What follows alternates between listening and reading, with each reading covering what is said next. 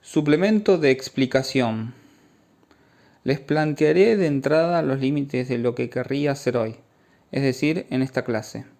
Les enunciaré entonces lo que hoy intento mostrarles abordando el ejemplo de la interpretación de un sueño, así como el uso de lo que desde hace algún tiempo llamamos, por convención, el grafo. Como no prosigo este discurso por encima de sus cabezas, si me permiten decirlo así, me gustaría que se estableciera a través de él cierta comunicación, como se dice. No he dejado de recibir ecos de las dificultades que algunos de ustedes, muchos incluso, experimentaron la vez pasada frente a la reposición de este grafo, por más que el mismo esté lejos de ser nuevo para todos. El año pasado construimos juntos este grafo, lo pusimos a punto progresivamente. Ustedes lo vieron edificarse para responder a las necesidades de cierta formulación centrada en lo que denominé las formaciones del inconsciente. No cabe asombrarse de que su uso no les resulte unívoco aún, como algunos lo señalan, ya que una parte de lo que deberemos articular este año acerca del deseo nos mostrará su utilidad y al mismo tiempo nos enseñará su manejo. Ante todo se trata pues de su comprensión. Eso es lo que parece causar dificultad a algunos, en diferentes grados, tal vez menos de lo que lo expresan. Querría hacerles notar que el término comprensión, les aseguro que no hay en esto ironía alguna, es problemático. Si algunos de ustedes comprenden siempre, en cualquier circunstancia y en todo instante, lo que hacen, los felicito y los envidio. Incluso después de 25 años de ejercicio, no es eso lo que corresponde a mi experiencia. En verdad, este término muestra bastante bien los riesgos que acarrea en sí mismo. En toda comprensión hay un riesgo de ilusión, a tal punto que se trata menos de comprender lo que hago que de saberlo. Ambas cosas no son siempre lo mismo, pueden no confundirse, y verán justamente qué razones internas para que no se confundan. En ciertos casos ustedes pueden saber lo que hacen, saber en qué andan, sin comprender siempre, al menos de inmediato, de qué se trata. Para suscitar su interés les diré que si tengo tiempo, creo que hoy podré comenzar a mostrarles de qué modo este grafo, y creo que solo él, o algo análogo, ya que no hay que apegarse al uniforme bajo el cual se lo presenta, puede serles de una eminente utilidad a fin de distinguir tres cosas que con gran frecuencia ustedes confunden hasta el punto de deslizarse sin precauciones de una a la otra, a saber, simplemente tomando el modo en que Freud las define: lo reprimido, el deseo y el inconsciente. El grafo está hecho precisamente para tales usos de demarcación. Antes de aplicarlo, rehagámoslo pasito a paso, para que al menos no dé lugar a dudas lo que representan sus dos pisos. La dificultad, para muchos de ustedes, surge de que estos dos pisos no corresponden en absoluto a lo que por lo general les presentan como aquello que yo llamaría la arquitectónica de las funciones superiores e inferiores, de las funciones de síntesis y de los automatismos. Estos dos pisos los desconciertan justamente porque ustedes no la encuentran. Intentaré entonces articularlos ante ustedes. Parece que el segundo piso de la construcción, que no es obligatoriamente una segunda etapa, un piso definido de manera abstracta, ya que, como este grafo es un discurso, no puede decirse todo al mismo tiempo, es lo que a algunos les causa especial dificultad. Retomo entonces las cosas. ¿Cuál es el objetivo de este grafo? Mostrarles las relaciones esenciales para nosotros en la medida en que somos analistas, del sujeto hablante con el significante. A fin de cuentas, la cuestión en torno a la cual se dividen estos dos pisos es la misma para él, el sujeto hablante, que para nosotros. Es un buen indicio. Recién decía, ¿sabemos lo que hacemos? Pues bien, él sabe o no, a su vez, lo que hace cuando habla, lo cual quiere decir, ¿puede significar eficazmente su acción de significación? Justamente en torno a esta cuestión se reparten estos dos pisos.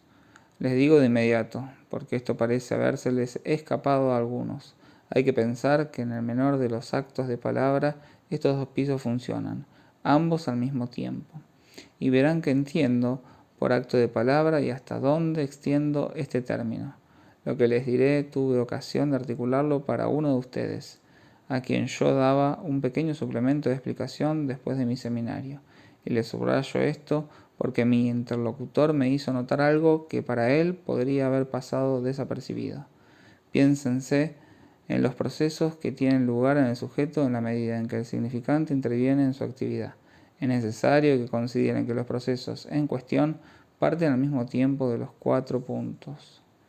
Triángulo ADX, es decir, verán cuál es el apoyo de mi exposición de hoy, respectivamente la intención del sujeto, el sujeto en calidad de yo, G, hablante, el acto de la demanda, y esta X, a la que enseguida daremos cierto nombre, y que por el momento mantengo en reserva.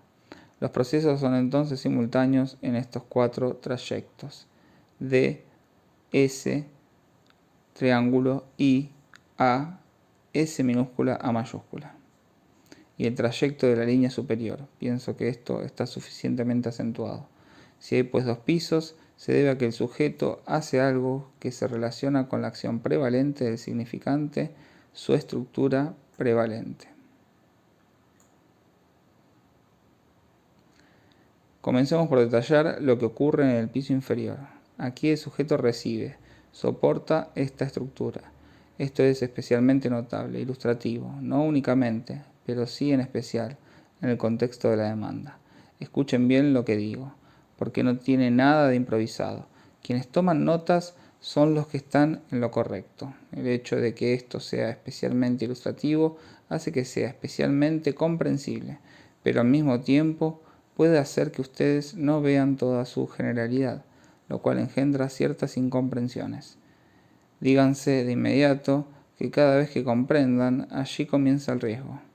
En el piso inferior hallamos la línea de la intencionalidad del sujeto, de lo que suponemos que es el sujeto. El sujeto que está en juego no se ha convertido aún en el sujeto hablante, es el sujeto acerca del cual siempre se habla. Incluso diré que es el sujeto acerca del cual hasta aquí se ha hablado, ya que no me consta que nunca nadie haya establecido su distinción, que aquí intento introducirles, con respecto al sujeto hablante. En pocas palabras, es el sujeto del conocimiento, el sujeto correlativo del objeto, el sujeto en torno al cual gira la eterna cuestión del idealismo y que es, a su vez, un sujeto ideal. Este sujeto siempre tiene algo problemático, ya que a fin de cuentas, como ha sido señalado y como su nombre le indica, no es más que supuesto. No ocurre lo mismo con el sujeto que habla, ya que éste se impone con total necesidad. En el contexto de la demanda se trata entonces del primer estado informe, si me permiten, de nuestro sujeto, de aquel cuyas condiciones de existencia intentamos articular por medio de este grafo. Ese sujeto no es aquí otra cosa que el sujeto de la necesidad, expresa la necesidad en la demanda. Ese es todo mi punto de partida. Se deduce que la necesidad del sujeto es profundamente modificada por el hecho de tener que pasar por la demanda, y en consecuencia por los desfiladeros del significante. Sin insistir más sobre este punto, pues supongo que lo han captado, solo quiero hacerles notar lo que se produce a consecuencia del intercambio que se realiza entre la posición primitiva e inconstituida del sujeto de la necesidad y las condiciones estructurales impuestas por el significante. En este esquema ven que la línea de la demanda D-S es llena hasta A, mientras que más adelante permanece fragmentada. A la inversa, en su parte anterior a S minúscula mayúscula, la línea de lo que en su momento denominé la intencionalidad del sujeto está fragmentada, y solo después es llena. Es llena en el segmento S minúscula, A mayúscula, flecha hacia adelante y en este, digámoslo al menos provisoriamente, ya que en un segundo tiempo deberé insistir en ello, en la medida en que ustedes no deben tener en cuenta la línea A, flecha hacia adelante, M minúscula, flecha hacia adelante, I minúscula, A minúscula, flecha hacia adelante, S minúscula, A mayúscula. ¿Por qué es así? Lo diré de manera breve, dado que de todos modos no debo detenerme eternamente en este grafo, tanto más cuanto que deberemos retomarlo. Comencemos por preguntarnos qué representa la continuidad de la línea D mayúscula, flecha hacia adelante, S mayúscula, hasta el punto A mayúscula. Ustedes saben que A mayúscula es el lugar del código, el lugar donde yace el tesoro de la lengua en su sincronía. Me refiero a la suma de los elementos taxemáticos, sin los cuales no hay modo de comunicar entre dos seres que están sometidos a las condiciones del lenguaje. La continuidad de la línea D mayúscula, flecha hacia adelante, S mayúscula hasta el punto A, representa la sincronía de la organización sistémica de la lengua.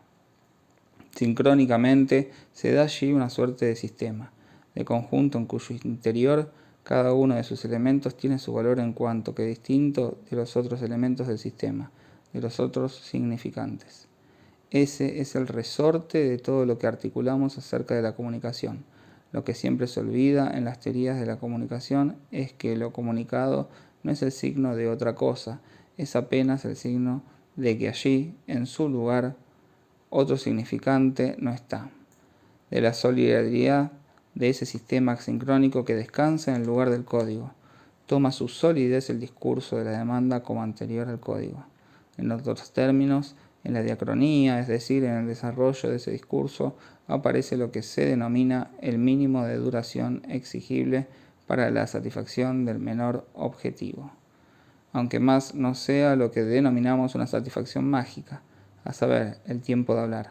Dado que el discurso de la demanda está compuesto de significantes, la línea que lo representa debería aparecer acá bajo la forma fragmentada en que la vemos subsistir aquí, a saber, bajo la forma de una sucesión de elementos discretos y en consecuencia separados por intervalos.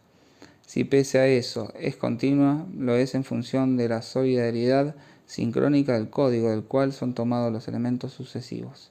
La continuidad expresa la solidez de la afirmación diacrónica y la constitución de lo que se denomina, en la articulación de la demanda, el tiempo de formularla. He aquí por qué, antes del código, más acá del código, la línea de la demanda se presenta como continua. ¿Por qué en cambio la línea que representa la intencionalidad del sujeto está aquí fragmentada? Observemos que, por sí solo, el contexto de la demanda simplifica la diversidad supuesta del sujeto, es decir, los momentos y las variaciones de ese punto que se presenta como esencialmente movedizo. El problema de la continuidad del sujeto, como saben, se planteó a los psicólogos desde hace mucho tiempo. ¿Por qué un ser esencialmente librado a lo que cabe denominar las intermitencias, no solo las del corazón, como han dicho, sino muchas otras cosas, puede plantearse y afirmarse como un yo?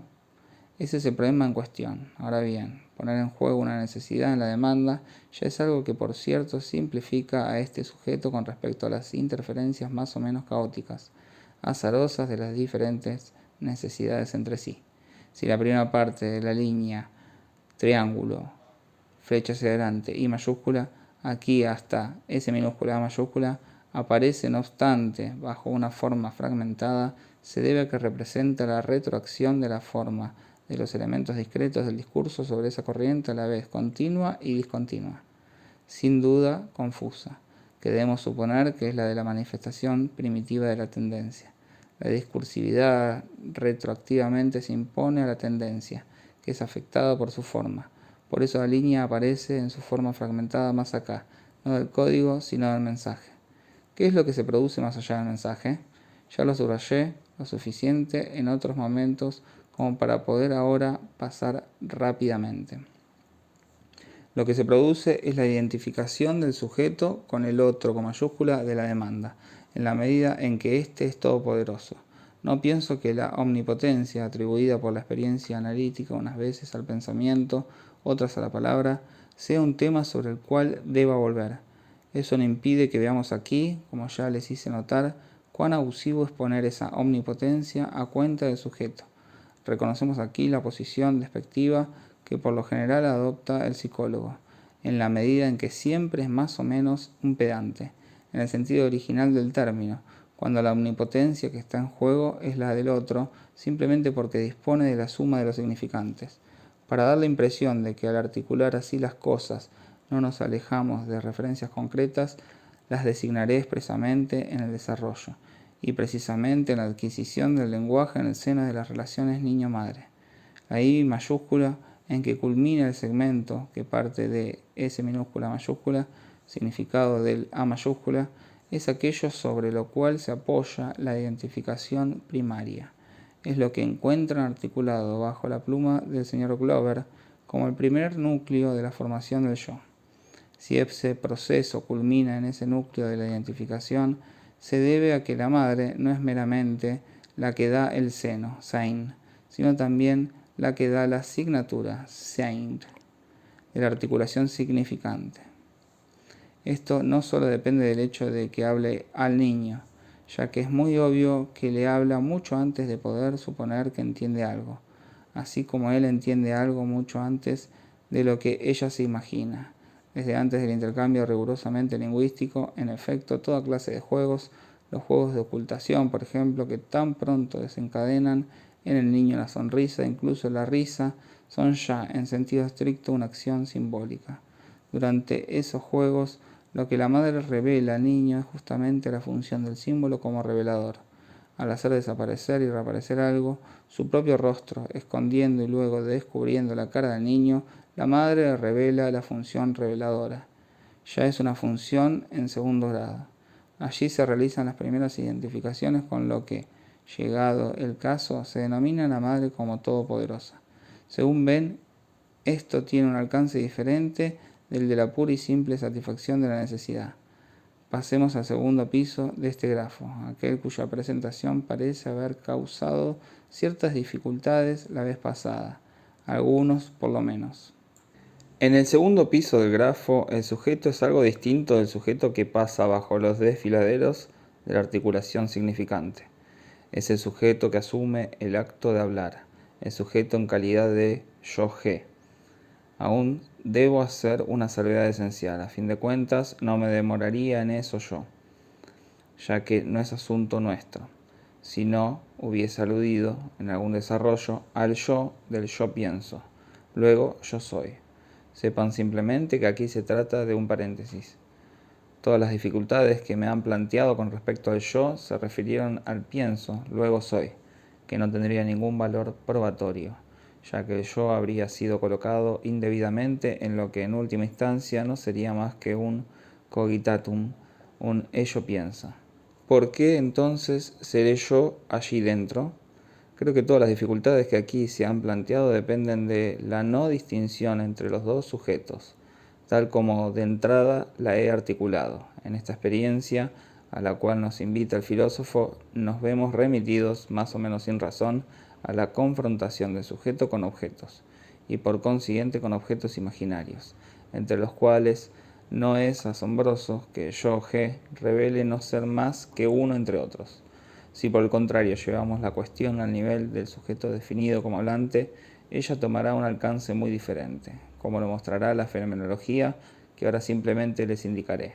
Para quienes quieran referencias acerca de la discusión en torno al yo del cogito, les recuerdo que hay un artículo ya citado del señor Sartre en la revista Recherches Philosophiques. El yo que está en juego en el cogito no es apenas el yo articulado en el discurso, el yo que se pronuncia en el discurso y que los lingüistas denominan, al menos desde hace algún tiempo, un shifter. El yo del cogito es un semantema que solo tiene empleo articulable en función del código, quiero decir pura y simplemente en función del código léxicamente articulable. Como contrapartida, el yo shifter, según lo muestra la más simple experiencia, no se relaciona con nada que pueda ser definido en función de otros elementos del código, por ende no se relaciona con un semantema, sino que se define meramente en función del acto del mensaje. Designa a aquel que es el soporte del mensaje, es decir, a alguien que varía en cada instante. No es algo más sutil que eso, pero les haré notar lo que de ello resulta, a saber que el yo shifter es por lo tanto esencialmente distinto de lo que cabe denominar el sujeto verdadero del acto de hablar en calidad de tal. Como muy pronto les haré percibir, esto es incluso lo que siempre da al más simple discurso, en yo, una presunción de discurso indirecto. Quiero decir que ese yo podría con gran facilidad ser seguido en el discurso mismo por un paréntesis.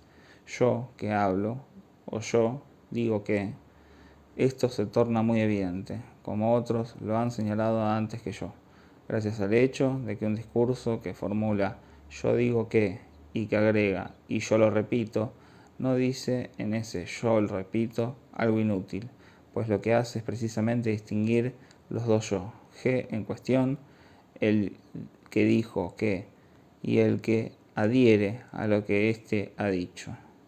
Si necesitan otros ejemplos para percibirlo, les sugeriré la diferencia que hay entre el yo de yo lo amo a usted o de yo te amo a ti y el de aquí estoy yo.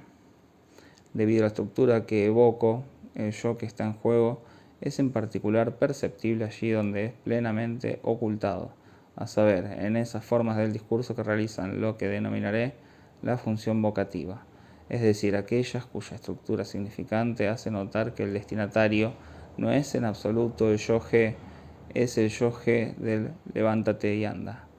Ese mismo yo fundamental se reencuentra en cualquier forma vocativa imperativa, incluso en algunas otras formas que en su conjunto pongo provisoriamente bajo el título de vocativo. Si se quiere, es el yo vocativo del que les hablé en la época del seminario sobre el presidente Schroeder. No sé si llegué a destacarlo del todo en ese momento. Hay también un yo G subyacente a ese tú, eres el que me seguirá, sobre el cual insistí tanto. Se inscribe con todo el problema de cierto futuro en el interior de vocativos en sentido estricto, de vocativos de la vocación. Para quienes no estaban, recuerdo la diferencia que hay en francés, es una sutileza que no todas las lenguas permiten poner en evidencia. Entre tú eres el que me seguirás y tú eres el que me seguirá, sin ese. En este caso, la diferencia en la eficacia del tú es en efecto una diferencia actual del yo G en la medida en que éste opera en ese acto de hablar. En ese nivel se ve bien que el sujeto recibe siempre su propio mensaje bajo una forma invertida, a saber, que lo que aquí debe admitirse por medio de la forma que da al tú es el yo. Ese discurso entonces, el discurso que se formula a nivel del segundo piso, es el discurso de siempre. Todo discurso es el discurso del otro, incluso cuando quien lo sostiene es el sujeto. En este aspecto, la distinción entre ambos pisos no es más que arbitraria. Sin embargo, lo que encontramos fundamentalmente en el segundo piso es un llamado al ser, emitido con más o menos fuerza. Siempre contiene más o menos un sea, y este es, una vez más, uno de los maravillosos equívocos homofónicos que contiene el francés. En otros términos, contiene un fiat, que es la fuente y la raíz de aquello que en la tendencia viene a escribirse para el ser hablante en el registro del querer. Más aún, es la raíz del yo G en la medida en que éste se divide en los dos términos estudiados, de uno al otro, del imperativo del levántate y anda a la erección, por parte del sujeto, de su propio yo G. Ahora ven en qué nivel se sitúa la pregunta que la vez pasada articulé bajo la forma del je vois. Ese je vois es, si cabe decirlo, la respuesta del otro al acto de hablar del sujeto. Esta pregunta responde como siempre responden las preguntas, diré. Esta respuesta anterior a la pregunta responde a esta, al temible signo de interrogación cuya forma misma, en mi esquema, articula el acto de hablar. El sujeto cuando habla, ¿acaso sabe lo que hace? Eso es justamente lo que aquí estamos preguntándonos. A esa pregunta Freud responde no.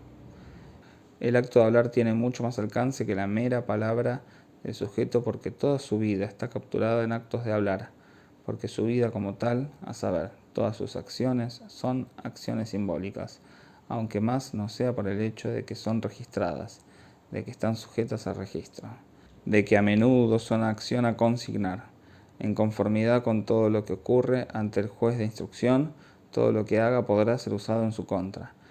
Todas sus acciones le son impuestas en un contexto del lenguaje, y sus gestos mismos nunca son más que gestos a elegir dentro de un ritual preestablecido, a saber, dentro de una articulación del lenguaje. A la pregunta, ¿acaso sabe lo que hace? Freud responde no. Lo que expresa el segundo piso de mi grafo no es otra cosa. Ese segundo piso solo vale a partir de la pregunta del otro, con mayúscula, a saber, che vois. ¿Qué quieres? Hasta el momento de la pregunta permanecemos en la ignorancia y en la necedad. Aquí intento demostrar que el didactismo no pasa obligatoriamente por la necedad. No puede ser que alguien se base en ustedes para llevar a cabo la demostración. Con respecto a esa pregunta y dentro de las respuestas, el segundo piso del esquema articula donde se sitúan los puntos que ven entrecruzarse. Por un lado, el verdadero discurso sostenido por el sujeto y por otro lado, lo que se manifiesta como querer en la articulación de la palabra. ¿Dónde se ubican los puntos de entrecruzamiento? Ese es todo el misterio de ese símbolo que parece presentar opacidad a algunos de ustedes. El discurso, que en este nivel se presenta como un llamado al ser, no es lo que parece ser. Lo sabemos por Freud. Eso es lo que el segundo piso del grafo intenta mostrarnos. No cabe más que asombrarse de que ustedes no lo reconocieran a primera vista. En efecto, ¿qué dijo Freud? ¿Qué hacemos todos los días en calidad de psicoanalistas? Ponemos en evidencia que en el nivel del acto de la palabra el código no está dado por la demanda primitiva, sino por cierta relación del sujeto con esa demanda, en la medida en que ese sujeto quedó marcado por los avatares de esa demanda. Es lo que denominamos las formas orales, anales y demás de la articulación inconsciente. Por ende, no me parece que el primer punto de entrecruzamiento deba suscitar muchas discusiones. Meramente admitimos, a título de premisa, que en el nivel del segundo piso, el código del discurso, que es el verdadero discurso del ser, responde a la fórmula S barrada rombo de mayúscula, el sujeto en cuanto que marcado por el significante en presencia de su demanda como aquello que brinda el material. ¿Qué pasa ahora con el mensaje que recibe el sujeto? A ese mensaje ya hice alusión varias veces, le di varias formas, todas más o menos escurridizas, y no sin cierta razón, pues saber cuáles constituye todo el problema del objetivo analítico. Por hoy, en este momento de mi discurso, puedo dejarlo aún en estado problemático y simbolizarlo por medio de un presunto significante. Es una forma puramente hipotética. Una X es un significante del otro, por supuesto, ya que la pregunta se plantea en el nivel del otro, de un otro que carece de una parte, a saber, justamente del elemento problemático en la pregunta concerniente a este mensaje. Resumamos la situación del sujeto en el nivel del inconsciente, tal como Freud la articula. No soy yo quien la articula, es Freud, es que no sabe con qué habla. Debemos entonces revelarle los elementos estrictamente significantes de su discurso. Tampoco sabe el mensaje que le llega de la respuesta a su demanda en el campo de lo que quiere. Pero ustedes ya saben la respuesta, la legítima respuesta, ese significante y ninguna otra cosa, especialmente destinado a designar las relaciones del sujeto con el significante. Ese significante es el falo. Ya les dije por qué. Aún a quienes lo escuchan por primera vez les pido provisoriamente que lo acepten. Lo importante no es esto. Lo importante es que el sujeto no puede tener la respuesta porque la única respuesta es el significante que designa sus relaciones con el significante, en la exacta medida en que articula esa respuesta. El sujeto se aniquila y desaparece. A eso se debe el hecho de que lo único que puede experimentar de él sea una amenaza directamente referida al falo, a saber, la castración, o esa noción de la falta del falo que en un sexo y en el otro es aquello donde culmina el análisis, tal como Freud les hago notar lo ha articulado. Pero no estábamos en el punto de repetir esas verdades primeras. Sé que a algunos les ponen los nervios de punta el hecho de que desde hace un tiempo hagamos malabares con el ser y el tener, pero se les pasará, ya que ello no significa que en el camino no hayamos de realizar una cosecha preciosa, una cosecha clínica, una cosecha que, aún en el interior de mi enseñanza, permita lucirse con todas las características de lo que denominaré la afectación médica. Ahora es cuestión de situar qué significa deseo. Hemos dicho que el segundo piso conlleva, al igual que el piso inferior, un tesoro sincrónico, una batería de significantes inconscientes para cada sujeto, y un mensaje en el cual se anuncia la respuesta al Chewa. Como han podido constatarlo, esta se anuncia peligrosamente, incluso les hago notar esto de pasada, como para evocar en ustedes recuerdos vividos, que hacen de la historia de Abelardo y Eloísa la más bella historia de amor. ¿Qué significa deseo? ¿Dónde se sitúa? En la forma completa del grafo, ustedes tienen una línea punteada que va del código del segundo piso a su mensaje a través de dos elementos, a saber, D minúscula, que significa el lugar a donde el sujeto se dirige, y S barrada enfrente de A minúscula, que significa fantasma. Esto tiene una disposición homóloga a la línea que, partiendo de A mayúscula, incluye en el discurso el yo moa la M del esquema, es decir, la persona densa, etofé, junto a la imagen del otro, I minúscula, A minúscula. Esta es la simbolización de esa relación especular que les di como fundamental para la instauración del yo moa. Esta relación de homología entre los dos pisos merece ser articulada más plenamente. Si hoy no lo hago, no es porque no tenga tiempo, ya que estoy dispuesto a tomarme todo el que necesite para comunicarles lo que tengo que decirles, sino porque prefiero tomar las cosas de manera indirecta. Me parece que eso puede hacerles sentir su alcance. Sin duda, ustedes no son incapaces de adivinar desde ahora lo que puede tener de rico el hecho de que, en el campo abierto entre los dos discursos, se inscribe una relación imaginaria que reproduce de manera homóloga la relación con el otro en el juego de prestancia. Ustedes no son incapaces de presentirlo, pero presentirlo es por completo insuficiente. Antes de articularlo plenamente, quiero apenas hacer que se detengan un instante en lo que implica el término situado, plantado en el interior de esta economía, o sea, el deseo. Como saben, Freud introdujo ese término desde el comienzo del análisis. Lo introdujo a propósito del sueño y bajo la forma del Wunsch.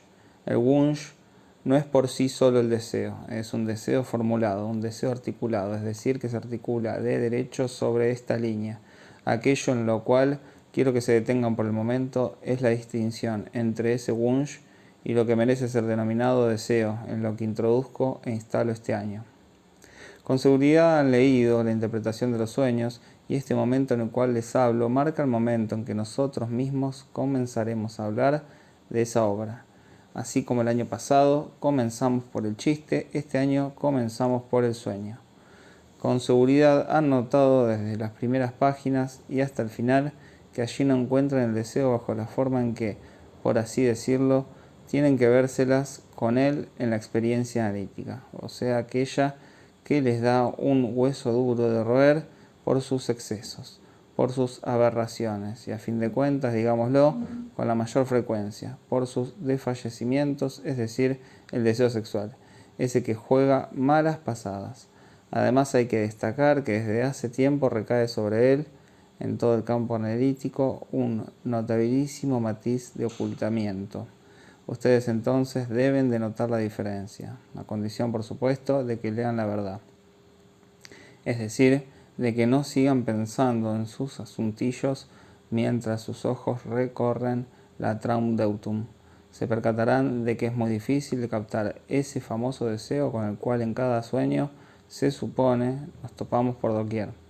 Recuerden el sueño inaugural, el sueño de la inyección de Irma, acerca del cual ya hemos hablado varias veces, sobre el cual escribí algo, sobre el cual volveré a escribir, y acerca del cual podríamos hablar un tiempo largo por demás. ¿Qué significa exactamente? Sigue siendo muy incierto. En el deseo del sueño, Freud quiere hacer ceder a Irma. Quiere que deje, como se dice allí, de encabritarse frente a todos sus acercamientos. ¿Qué quiere? ¿Quiere desvestirla? ¿Quiere hacerla hablar? ¿Quiere desacreditar a sus colegas? ¿Quiere forzar su propia angustia hasta verla proyectada en el interior de la garganta de Irma? ¿O quiere calmar la angustia por el mal o por el daño causado a Irma? Pero ese mal es, nos parece, irremediable, tal como está bien articulado justamente en el sueño. ¿Es eso lo que está en juego? ¿Que no haya habido crimen? Lo cual no impide que se diga que, dado que no ha habido crimen, todo andará bien, ya que todo está reparado, además de que todo se debe al hecho de que tal y tal se tomen singulares libertades y que el responsable es un tercero, etc. Podríamos llegar tan lejos como esto. Por otra parte, les hago notar que el propio Freud subraya con la mayor energía en una nota de la Traumdeutung a partir de la séptima edición que jamás dijo en ningún lado que el deseo que está en juego en el sueño era siempre un deseo sexual. Tampoco dijo lo contrario, pero en fin, no dijo eso. Dicho esto para las personas que se lo reprochan. Sin embargo, no nos equivoquemos. Sepamos que la sexualidad siempre está más o menos concernida en el sueño, solo que en cierto sentido lo está de manera lateral, en paralelo, digamos. La cuestión es justamente por qué, pero para saber por qué, quiero detenerme por un instante en esas cosas evidentes que el uso y el empleo del lenguaje nos brindan. ¿Qué significa que un hombre diga a alguien, hombre o mujer? Hay que elegir, ya que si es un hombre, eso quizás entraña numerosas referencias contextuales. ¿Qué significa decirle a una mujer, yo te deseo? ¿Significa acaso, tal como lo querría el optimismo moralizante con el cual de tanto en tanto ustedes me ven romper lanzas en el interior del análisis, estoy dispuesto a reconocerle a tu ser tantos derechos como al mío, sino más anticiparme a todas tus necesidades, a pensar en tu satisfacción? Señor, que tu voluntad se cumpla antes que la mía.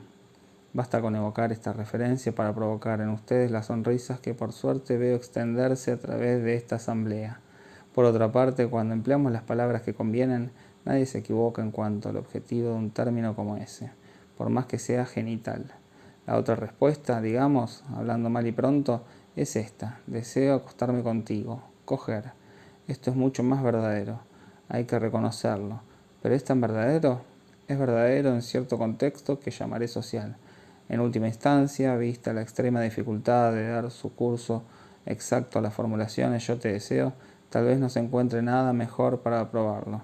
Créanme, tal vez baste con que esta palabra no esté ligada a los inconmensurables obstáculos y platos rotos, disputas que conllevan las expresiones que tienen algún sentido. Tal vez baste con que esta palabra solo sea pronunciada in petto, para que de inmediato ustedes capten que, si ese yo te deseo tiene algún sentido, es un sentido mucho más difícil de formular. Yo te deseo, articulado en el interior de uno mismo, si me permiten en referencia a un objeto, tiene casi el sentido de un tú eres bella, en torno al cual se fijan, se condensan todas esas imágenes enigmáticas cuyo raudal se denomina, para mí, mi deseo. En otros términos, yo te deseo porque eres el objeto de mi deseo. Dicho de otro modo, eres el común denominador de mis deseos. Sabe Dios si puedo meter a Dios en el asunto, y por qué no, sabe Dios lo que el deseo arrastra consigo. Es algo que en realidad moviliza y orienta en la personalidad a algo muy diferente de aquello a lo cual, por convención, parece ajustarse su objetivo preciso. Para referirnos a una experiencia infinitamente menos poética tal vez, pero parece ser que no necesito ser analista para evocarla, no cabría desconocer con qué rapidez aparece en primer plano, a propósito de la menor distorsión de la personalidad, como se dice, o de las imágenes, la estructura del fantasma. La implicación del sujeto en el deseo siempre hace surgir esa estructura, que con derecho es prevalente. Decirle a alguien yo te deseo es, muy precisamente, decirle yo te implico en mi fantasma fundamental. Pero la experiencia no siempre da eso, salvo en el caso de los bravos e instructivos pequeños perversos, pequeños y grandes. Dado que he decidido que este año no estiraré más allá de cierta hora el tiempo en que les ruego escucharme durante mis lecciones y que espero seguir atendiéndome a ello, me detendré aquí, es decir, mucho antes del punto en el cual hoy pensaba concluir, y pondré fin a su padecimiento. Me detendré designando con el fantasma el punto clave, el punto decisivo en el cual debe producirse la interpretación del deseo, si el término deseo tiene un sentido diferente al del término anhelo en el sueño. Ese punto está aquí en el grafo. Ustedes pueden destacar que forma parte del circuito punteado que dibuja esa especie de colita en el nivel del segundo piso. Apenas querría decirles, como para dejarlos un poco con las ganas, que en ese circuito punteado giran elementos. Si está construido de este modo, se debe a que, una vez alimentada su entrada, se pone a girar indefinidamente en el interior. ¿Cuáles son esos elementos? Son los de lo reprimido. En otros términos, ese es en el grafo el lugar del inconsciente como tal. De esto, y solo de esto, habló Freud hasta 1915, cuando concluyo por medio de los dos artículos que se denominan respectivamente lo inconsciente y la represión. Aquí retomaré la próxima vez para decirles hasta qué punto está articulado en Freud lo que constituye la sustancia misma de lo que intento hacerles comprender acerca del significante, lo que el propio Freud articula a la perfección. De la manera menos ambigua es que nunca pueden ser reprimidos más que elementos significantes. Eso está en Freud. Lo único que falta es el término significante. Les mostraré, retomando el artículo sobre el inconsciente, que solo pueden reprimirse significantes. En el grafo ven oponerse dos sistemas. El sistema punteado, dijimos, es el lugar del inconsciente, aquel en el cual el reprimido da vueltas hasta llegar al punto en que se hace sentir, es decir, en que algo del mensaje en el nivel del discurso del ser llega a perturbar el mensaje en el nivel de la demanda, lo cual constituye todo el problema del síntoma analítico. Hay otro sistema punteado, es el que prepara lo que aquí denomino el descansillo, a saber, el descubrimiento del avatar. Como ya había dado tanto trabajo habituarse al primer sistema, Freud nos hizo el fatal favor de dar por su parte el paso siguiente, antes de su muerte, con su segunda tópica, que es ese descansillo acerca del cual yo hablaba. Descubrió el registro de otro sistema. En otros términos, Freud se interrogó acerca de lo que ocurre en el nivel del sujeto prediscurso en función de que el sujeto que habla no sabe lo que hace cuando habla, es decir, en función de ese inconsciente que Freud descubrió como tal. Digamos, si quieren, para esquematizar las cosas que Freud buscó, en qué nivel de ese lugar original desde el cual ello habla y en qué momento relativo a un objetivo que es el de la culminación del proceso. En I se constituye el yo moi. Se trata de yo en cuanto se debe localizar con respecto a la primera captura del ello dentro de la demanda. Freud también descubrió aquí un discurso primitivo, a la vez puramente impuesto y marcado por una arbitrariedad radical, que sigue hablando. Se trata de superyo. No obstante, también dejó algo abierto. Nos dejó algo por descubrir y por articular, que completa su segunda tópica y que permite restaurarla, reubicarla, restituirla dentro del conjunto de su descubrimiento. Es la función radicalmente metafórica del lenguaje. 19 de noviembre de 1958.